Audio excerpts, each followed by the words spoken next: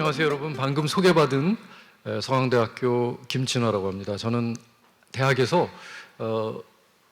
빅데이터와 인공지능 강의를 하고 있습니다. 그래서 우리 빅데이터를 기반으로 한 농업은 어떠한 모습을 갖추고 있으며 앞으로 어떻게 발전해 나갈 건가 하는 그런 내용에 대해서 오늘 간단하게 설명을 드리도록 하겠습니다.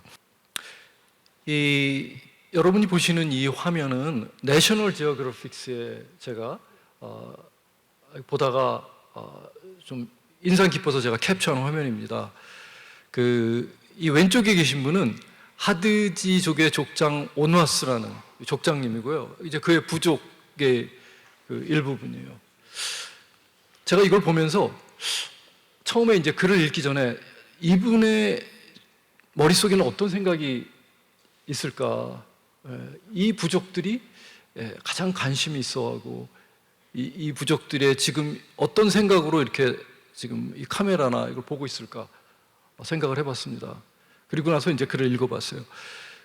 결국 뭐냐면 이 온와스런 부족장님은 하루 종일 먹는 거 생각을 하는 거예요. 자, 이 시절에 어디에 가면 무슨 열매가 있고 어떠한 동물을 잡을 확률이 높다, 이걸 머릿속에 막 생각을 하는 그런 얘기가 내셔널 지오그래픽스에 딱 나옵니다. 여기 보면 전부 먹는 이야기예요. 이 오른쪽에 이 부족이 이렇게 쳐다보고 있는 건 뭐냐면 헬리콥터가 위에서 찍은 겁니다. 여기는 접근이 안 돼서 헬기로밖에 못 들어가요. 헬기로 들어갔는데 이 사람들이 막 화를 쏜 거예요. 이게 뭐냐면 먹는 건 줄 알고 잡아서 먹으려고 헬기를. 처음 봤거든요, 헬기를. 이 인간은 여러분 인간에 대해서 얘기한 것 중에 가장 재미있는 게 뭐냐면 데스몬드 모리스의 털없는 원숭이입니다. 털없는 원숭이 책을 보면요, 인간의 어떤 목적 함수라 그러나요? 인간의 행동을 7가지로 나눴는데요, 그걸 3가지로 다시 나누면 1번 리소스, 먹는 거예요. 자, 2번째는 짝짓기, 3번째는 바로 이 먹는 것과 이 짝짓기를 위한 경쟁이에요. 제인 구달이라고 침팬지 연구하신 분도 보면은 거의 비슷한 결론을 이제 갖고 있어요. 그래서 우리 인간한테는 결론적으로 뭐냐면 먹는 게 가장 중요하다. 우리 인간 시대 발전에서 초기에 먹는 거였다면 이제 돌고 돌아가고서 다시 먹는 시대로 왔다고 저는 얘기를 드릴 수 있어요. 그게 뭐냐면 TV 프로를 보면요, 이 3가지 있죠. 조금 전에 말씀드린 그 중에서 특히 먹는 것과 짝짓기 어디서 볼 수 있죠? TV 프로그램에서 볼 수 있습니다. 많은 TV 프로그램이 바로 이 먹는 것과 그리고 이 짝짓기에 대한 내용들이 TV 방송에서 많이 나오고 있는 것을 볼 수 있습니다. 다음 페이지요. 충남 천안에 있는 박두호 대표님이 바로 이 빅데이터 기반, 인공지능 기반 스마트폼을 운영하고 있는 걸 제가 이렇게 보여드립니다. 다음 페이지. 이 농장은 이 4차 산업혁명의 우리 핵심 기술이라고 할 수 있는 빅데이터, 인공지능, IT로 이 데이터를 수집해서 이 농장의 온도, 습도, 이산화탄소, 물 뿌리는 거, 비료, 그 다음에 언제 수확을 하나, 질병 관리, 이런 것을 하고 있습니다. 다음 페이지. 여기 보시면 이 위에 보면 이제 저희가 레이블링이라고 그러거든요. 그게 뭐냐면은 이 딸기가 이제 막 맺혔다, 그 다음에 익을 때까지, 토마토도 역시 그것들을 저희가 데이터를 이렇게 준비를 합니다. 레이블링 작업이라고 그래요. 사실은 빅데이터나 인공지능에서 가장 많은 시간과 가장 중요한 포지션을 차지하는 건 바로 이렇게 데이터를 준비하는 거예요. 저희가 거기에 이제 이름을 표하는 걸 레이블링이라고 그러는데요. 근데 재밌는 건 뭐냐면 오른쪽에 있는 건 뭐냐면요, 이 겐이라 그러는 생성 AI를 통해서 이 다양한 모습의 이 과일의 모습을 새로 생성을 합니다. 그게 뭐냐면 딸기 사진을 몇 장 찍으면 그게 이제 각도에 따라서 모습이 바뀌거든요. 그거를 생성을 하는 겁니다. 이걸 생성 AI라고 그래요. 이걸 통해서 좀 더 정확한 이런 분류를 할 수 있는 데이터를 만들어냅니다. 다음 페이지. 다음 페이지부터 합니다. 그래서 이렇게 딸기의 질병이나 고추의 질병을 미리 예측해서 선제 대응을 해서 약을 뿌리거나 이렇게 합니다. 예측도는 질병에 따라서 또는 작물에 따라서 이 정확도는 조금씩 다르게 나옵니다. 네, 다음 페이지부터입니다. 아까 여러분이 이게 보시는 화면인데요. 이 오른쪽처럼 제초제를 쓰지 않고 그냥 인공지능으로 인식을 해서 아, 이건 잡초구나, 이런 것들을 잡초를 이렇게 뽑아내는 그 기술입니다. 다음 페이지. 사실 우리 10,000년 전까지 인간은 수렵 채취를 했는데요. 놀랍게도 그때 평균 수명은 19살을 넘지 못했습니다. 농업의 위대함은 인간의 수명을 그 이후로 이 20살이 넘게끔 끌어올린 겁니다. 인간이 이 수명이 그렇게 높지 못한 이유는 영양 물론 이제 부족도 있지만 계절적인 거, 겨울에 이럴 때 얼마나 그 힘든 과정을 거치겠습니까? 그래서 우리가 꽃을 좋아하고 눈을 좋아하는 거는 그게 바로 사냥과 어떤 새로운 먹을거리 관련이 돼서 인간 유전자의 깊이 우리가 눈을 좋아하고 꽃을 좋아하는 그 유전자가 형성이 되었다고 합니다. 그 이후로 농업혁명, 산업혁명, 그리고 현대 어떤 중장비 기계, 유전자 조작, 정밀 농업의 시대까지 이렇게 쭉 발전을 해왔습니다. 게다가 이제 농업이 주목받기 시작한 거는 4차 산업혁명으로 인해서 농업에 혁신이 일어날 수 있는 기회가 찾아났다는 겁니다. 그래서 국내에서도 보면 우리 스마트팜 2.0으로 우리나라도 이 데이터 기반 농업의 어떤 발판을 이미 마련을 했습니다. 농업은 아까 우리 기조연설에서 현대현 원장님이 발표하신 거 들으셨겠지만 이 굉장히 중요했다가 상당히 중요해지지 않았다가 최근에 여러 가지 환경적 요소, 특히 이 코비드 19, 그 다음에 러시아와 우크라이나 전쟁, 여러 가지 요소로 인해서 다시 농업의 중요성이 지금 부각이 되고 있는 그런 상황입니다. 2015년 대비 2050년까지 35년 새에 보시면은 인구는 60% 증가리라고 예상을 하고 있고요. 이제 고기보다 식물을 찾는 사람이 되게 많습니다. 특히 이제 선진국을 중심으로 건강상 어떤 종교적인 이유로 이제 대체육이 발달을 할 거고요. 또 아쉽게도 기후 변화로 인해서 많은 지역, 뭐 호주라든지 미국의 일부, 그 다음에 아시아의 국가들이 농업 용수가 부족해지는 현상이 더욱더 가중되고요. 또 개발로 인해서 농경지가 52%나 감소할 거라고 예상을 하고 있습니다. 또 우리나라 같은 대부분의 이 고령화가 빠른 국가에서는 농업을 할 인구가 줄어들고 있다는 겁니다.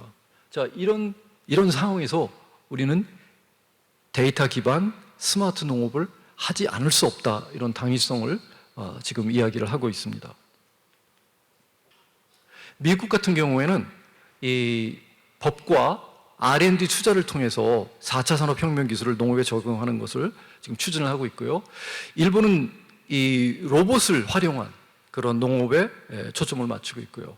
중국 같은 경우에는 이게 재밌는 게 이 알리바바라는 거의 세계에서 제일 큰 이 전자상거래 기업과 드론 회사가 합작을 해서 농업의 현대화를 추진을 하고 있습니다. 한국은 제일 먼저 이 스마트 농업이 이제 시발점이 된 거는 이 농촌에 심각하게 인구가 감소하고 있다는 겁니다. 그래서 정밀 농업, 스마트팜 2.0을 기반으로 해서 이 스마트팜 파종, 수확하는 이런 그 로봇을 개발을 하고 있습니다.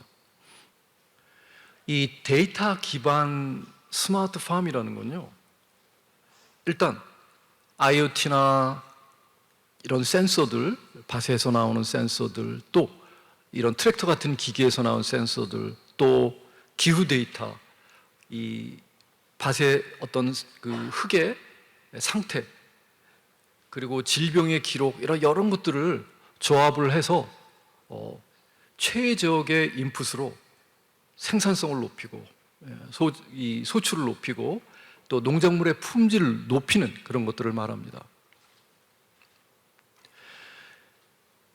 여러 가지 다양한 이 데이터들을 각종 기계, 그 다음에 흙, 인공위성 이런 데서 이런 데이터를 모아서 그것을 잘 활용하는 것을 말하는데요.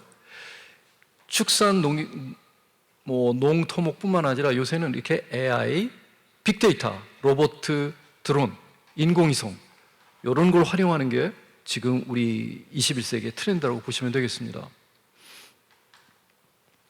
데이터 기반 농업 시스템의 기술은 어떤 것들이 있나 한번 저희가 되짚어 보도록 하겠습니다. 자, 어떤 기술이 필요하냐면 이렇게 이런 분석, 언제 무엇을 어떻게 파종을 할 건가, 그 다음에 질병 관리, 물 주고 비료 주는 거, 그리고 언제 얘를 수확할 것인가 하는 이런 것들을 분석하는, 여기에 필요한 기술들이 바로 우리가 데이터 기반 농업에서 필요한 기술들이 되겠습니다. 데이터 기반 농업 시스템 이 사례를 한번 보도록 하겠습니다. 이 미국이나 이 호주 같은 나라가 아무래도 이 농업의 규모가 크죠. 우리나라나 동남아를 보면은 농업의 단위가 굉장히 개인별로 굉장히 작습니다. 그러다 보니까 농업에 대한 기술은 이 미국이나 호주나 이런 데 발달해 있고요. 의외로 이스라엘이나 네덜란드 이런 데도 역시 여러분이 아시지만 굉장히 농업이 발달된 나라다 하는 겁니다. 그래서 보시면은 미국의 존 디어, 네덜란드의 그 웨링겐 대학교 연구소, 이스라엘의 네타팜 이런 회사들이 전 세계적인 어떤 그 빅데이터 기반의 농업 혁신 회사들을 갖고 있습니다. 자, 쭉 넘어가고요. 이런 것도 호주, 케냐, 이 호주나 케냐 같은 경우에는 특히 치수, 물을 어떻게 잘 관리하느냐, 여기에 빅데이터를 이용한 그 농업 시스템이 맞춰져 있다고 보면 되겠습니다. 우리나라도 이 한국지능정보사회진흥원, 일명 그 니아라고 하는데요. 니아에서 두 가지 큰 사업을 했습니다. 하나는 이 빅데이터 산업 발전하기 위한 빅데이터를 마련해 주는 거예요. 그게 비용이 워낙 많이 들기 때문에 국가에서 수천억을 마련해서 이 빅데이터 사업을 마련했습니다. 그 중에 하나가 바로 이 빅데이터 기반 농업 시스템 개발을 위한 빅데이터를 만들었습니다. 이 세계 최고 수준의, 글로벌 최고 수준의 스마트팜 경영의 확보라는 이런 취지를 가지고 이 빅데이터 기반 농업 시스템을 만드는 빅데이터를 만들었고요. 2단계 사업은 뭐냐면 이 인공지능 발전을 위한 인공지능 데이터 사업을 또 진행을 했어요. 그래서 이 니아에 보면은 우리 빅데이터 기반 농업 시스템을 만들기 위한 두 가지 데이터가 있습니다. 하나는 바로 빅데이터 사업에서 만들어진 데이터와 또 인공지능 사업을 위한 데이터, 이 두 개가 있는데요. 유일하게도 데이터가 거의 비슷한, 오버랩되는 그 분야가 바로 이 농업과 의료 분야입니다. 농업과 의료 분야는 데이터가 빅데이터 사업과 인공지능 사업에 공통적으로 중복이 된다 하는 거죠.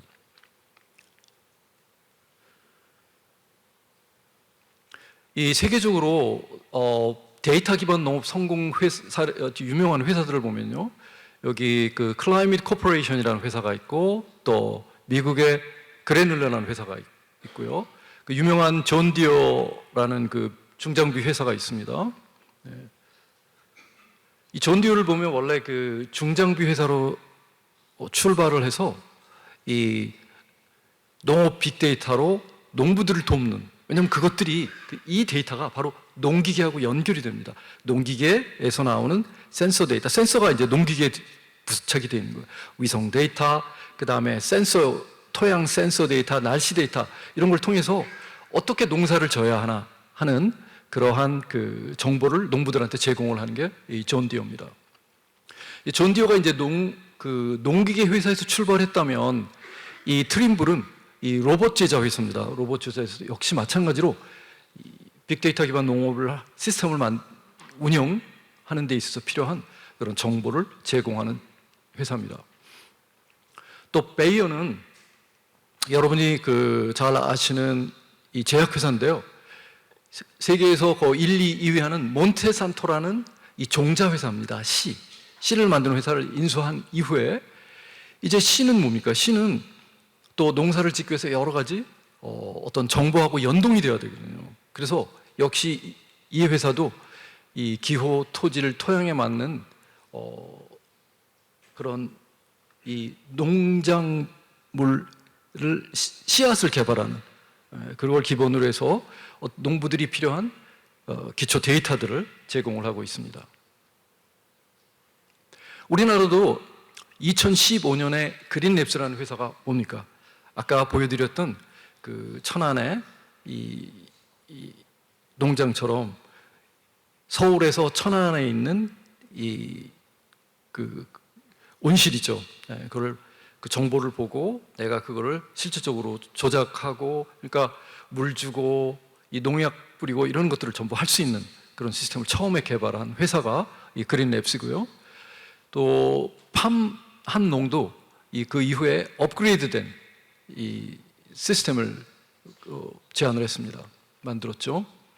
그리고 팜8는 수직, 그러니까 온실에서 수직 농업, 그게 뭐냐면 이렇게 층층으로 이렇게 올라가는 겁니다. 그러니까 제한된 그 공간 안에서 많은 이 채소를 만들 수 있는 그런 시스템을 이렇게 개발을 해서 지금 굉장히 많이 보급이 되어 있고요. 서울 메트로 역사에도 이걸 샘플로 게시를 했다고 합니다. 우리가 그 데이터 기반 농업 시스템을 하는 데 있어서 여러 가지 문제점이 있어요. 특히 우리나라 같은 경우에는 이 농업을 하는 그 농사인들의 그 단위가 너무 작기 때문에 여러 가지 그 어떤 그 커다란 시스템을 적용하기에 상당히 문제가 많다 하는 거죠. 예를 들어서 이 표준화가 되게 어려운데요. 비용이나 표준화가 이유가 뭐냐면 워낙 작다 보니까 이런 그 뭐 센서라든지 이런 장비 이런 거 굉장히 어렵다. 그리고 또 굉장히 다양하다는 겁니다. 미국 같은 경우, 호주 같은 데 보면 뭐 옥수수 농장, 옥수수밭, 콩밭 뭐 이런 밭이 끝이 안 볼 정도로 굉장히 큽니다. 그러니까 이런 그 스마트 농업을 하기가 굉장히 좀 좋다 하는 겁니다. 그에 비해서 우리는 굉장히 조그만 밭들, 그런 논들이 많기 때문에 표준화 작업이 좀 쉽지 않다는 현실입니다. 그리고 뭐 드론이나 센서, GPS 이용하는 비용이 굉장히 많이 들고요. 또 이런 장비들을 교육시키는 교육이 그들에게는 굉장히 또 어떤 시간을 내야 되는 거고, 그런 훈련받은 인력을 쓰기 위한 인건비가 더 추가로 발생한다 하는 거죠. 저희가 그 보면은 이 빅데이터나 인공지능의 가장 중요한 요소가 저희는 그 데이터예요. 사실 데이터를 모으면 빅데이터든 인공지능이든 어떤 기법을 쓰든지 간에 데이터가 모아지면 거의 한 99% 정도 다 됐다고 봅니다. 근데 저희가 필요한 스마트 농업을 빅데이터 기반 농업 시스템을 구축하기 위해서 필요한 데이터가 잘 모아지지 않는다. 왜냐하면 영세 농업들이 굉장히 많기 때문에 그들이 이런 데 시간을 투자하고 비용을 투자할 만한 시간이 굉장히 적다는 겁니다. 그래서 인센티브를 지금 주고는 있지만 아직까지 성과는 미흡하다. 또 우리나라 이게 어떤 풍토가 자기의 노하우를 공개하는 것을 굉장히 아직은 꺼리고 있다 하는 겁니다. 그러나 우리 그 스마트 농업, 빅데이터를 기반으로 한 농업의 미래는 굉장히 밝다는 겁니다. 가트너 그룹의 하이프 곡선을 보면 이제 시작이 됐다는 겁니다. 물론 옛날에도 이런 파장을 타고 내려갔다 올라갔다 하다가 이제는 드디어 다시 오랜 몇 세기의 시간을 지나서 우리 스마트 농업이 이제는 뜨고 있다는 것을 증명해 주는 겁니다. 정밀농업은 거의 이제 2021년에서 2026년 이 5년 사이에 2배의 성장을 예상을 하고 있습니다. 역시 보면은 그 Agricultural Analytics, 이게 이제 그 데이터를 분석하는 그러한 그 어떤 회사들인데요. 여기도 역시 거의 2배 정도의 그 어떤 성장을 예상하고 있고요. 이 Cumulative Average Growth Rate라는 게 매해마다 거의 뭐 12.2%의 성장, 뭐 다른 것들도 물론 이제 성장을 하지만 성장을 할 예상이라는 겁니다. 이 정도 성장을 하는 그 어떤 업종은 거의 없어요. 제가 보기에는 이제 back to the basic이라는 겁니다. 인간은 먹지 않고는 살 수가 없는데 이제는 생존을 위해서 먹는 걸 찾는 시대가 아니라 행복을 위해서 먹는 걸 찾는다는 겁니다. 제가 영국을 한번 가봤는데 영국은 아직도 그 생존을 위한 그러니까 이런 음식을 하는 것 같아요. 맛이 하나도 없어요. 근데 우리나라는 어떻습니까? 제가 이렇게 쭉 그 세계 학회를 이렇게 다니면서 제일 음식에서 행복을 찾는 나라는 우리나라다. 이렇게 반찬이 있잖아요. 반찬이 있는 나라가 없어요. 그래서 제가 결론을 내린 게 세상에서 제일 잘 먹는 나라는 우리나라인데 더더욱 우리는 행복을 위해서 음식과 이런 그 농업 제품을 찾을 것이라는 겁니다. 자, 이제 마지막으로 데이터 기반 농업의 미래를 보면요, 고급 데이터 분석 기술들이 나올 겁니다. 빅데이터 기술, 그다음에 인공지능 기술들이 활용이 될 거라는 겁니다. 그리고 IoT 센서, 뭐 위성 이런 데이터를 통해서 실시간으로 데이터들이 활용이 되는 건 너무나 당연한 겁니다. 그다음에 블록체인 기술은 이 어떤 제품의 아이디를 다는 겁니다. 그래서 시장에 가보시면 거기 QR 코드에 이게 어떤 종류의 소가 뭘 먹고 언제 도축이 됐는지 이런 정보들을 여기 새겨 넣는 것을 블록체인 기술이라고 하죠. 농장 관리 소프트웨어들이 이제 많이 보급이 될 겁니다. 우리 아까 그 기조연설에서 봤듯이 이제 많은 그 우리 새로운 벤처 회사들이 아마 이런 소프트웨어를 제가 지금 알기에는 지금 만들고 있는 걸로 알고 있습니다. 원격으로 모니터링하는 바로 그 우리 스마트폰이 가장 흔한, 왜냐하면 우리나라는 아마 이렇게 영세 농업인들이 많아서 아마 스마트폰 기반으로 원격 모니터링이 많이 발달할 것 같아요. 그리고 앞으로 기후가 이 플럭추에이션이 굉장히 심해질 거예요. 그래서 기후에 강한 그러한 기후에 적응하는 농업 방식이 발전을 할 겁니다. 그리고 딱 그 온도, 높이, 지형, 날씨, 토양의 어떤 그 특징에 맞는 또 그 지역 사람들, 그 나라 사람들이 좋아하는 그런 그 특성에 맞는 맞춤형 작물을 만드는 것이 이제 보편화될 것이고, 또 협력과 데이터 공유. 이건 뭐냐면은 이 빅데이터나 인공지능은 조금 아까 말씀드렸듯이 데이터가 가장 중요한데 지금은 우리나라가 데이터가 잘 안 모아지고 있었어요. 근데 앞으로는 우리가 기후 대응이라든지 여러 가지 그 환경에 대응하기 위해서는 결국은 협력 시스템으로 갈 거다 하는 겁니다. 그래서 데이터를 공유하는, 시스템을 공유하는, 시스템을 활용하는 공유 시스템, 데이터 공유, 이런 또 그것을 위한 협력이 많이 이루어질 거라고 생각하고요.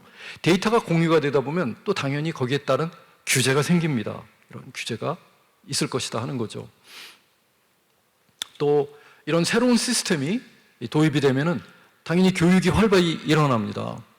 또 지속 가능한 이 환경 영향이 굉장히 중요한 게, 뭐 계란 같은 경우도 여러분 아시겠지만 또 달걀도 그렇고 어마어마한 항생제와 약품이 들어간다는 거, 그걸 줄이려는 노력을 되게 많이 하죠. 뭐 올가닉이라든지. 그래서 가능하면 화학약품을 많이 안 쓰는, 가능한 물이나 비료를 많이 안 쓰는 그러한 그 지속 가능 농업이 앞으로 발전될 거라는 겁니다.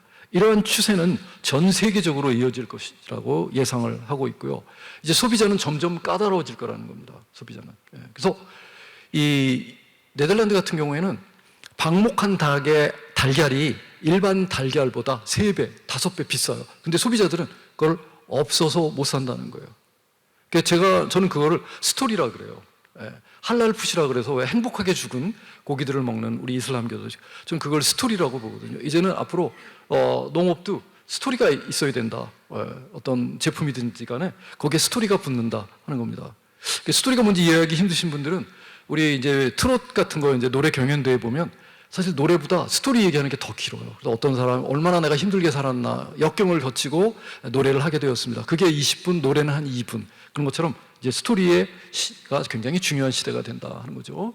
그리고 농촌이 이제 이 빅데이터 기반 농업 시스템을 활용하면서 이제 이 농업은 농사하는 이 농촌 지역은 앞으로 발전할 거랍니다. 제가 얼마 전에 보니까 그 물고기를 잡는 들 보니까 대략 저보다 연봉이 한 10배는 높은 것 같아요. 예, 그걸 보니까. 그러니까 농업도 이제 점점 농업의 가계의 소득 수준과 어떤 그들의 생활의 수준, 이런 그 생활의 퀄리티가 이제 앞으로 이 빅데이터 기반으로 점점 낮아지지 않을까 이런 생각이 들고요. 그런 의미에서도 빅데이터 기반, 인공지능 기반의 농업은 필연적으로 우리가 가야 할 길이고 가리라고 생각을 합니다. 당연히 이런 그 기술을 통해서 이 비용이 절감이 됩니다. 비용은 절감이 되고요. 또 공급망 관리를 통해서 이게 무슨 얘기냐면 언제 우리가 무엇을 심어야 되느냐. 아까 이 사이클의 초기 단계인데요. 옛날에 그랬어요. 정부에서 배추 심으라 그러면 배추 심으면 배추값이 떨어지고, 고추 심어라 그러면 고추 떨어지고 그랬는데, 이 공급망 관리를 통해서, 공급망 관리라는 것은 시작, 재료를 받아서 만들고, 씨를 사서, 비료를 사서 심고, 이게 고객에게 도달하는 데까지가 전부 공급망입니다. 그 무슨 얘기냐면, 결국은 최종 소비자가 무엇을 원하느냐를 잘 예측을 해서 올해는 뭐 무를 얼만큼, 감자를 얼만큼, 배추를 얼만큼 심어야 된다는 걸 정확하게 예측을 통해서 낭비되는 자원이 없고 농가의 소득을 높일 수 있다는 겁니다. 마치도록 하겠습니다. 네, 감사합니다.